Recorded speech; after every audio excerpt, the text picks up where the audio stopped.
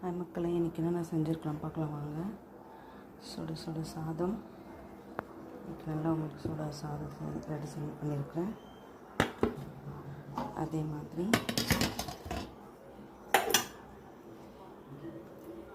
மொச்சக்கொட்டை போட்ட உங்களுக்கு நல்ல எம்மியான குருமா வச்சுருக்கேன். அப்படியே வாங்க பார்க்கலாம். அதே மாதிரி பருப்பு கீரை போட்டு உங்களுக்கு பருப்பு குழம்பு வச்சுருக்கேன். இது நேற்று வாங்கின புளிச்சக்கீரை துவையல் அரைச்சி வச்சுருக்கிறேன். ரொம்ப நல்லா டேஸ்டியாக இருக்கும் உங்களுக்கு.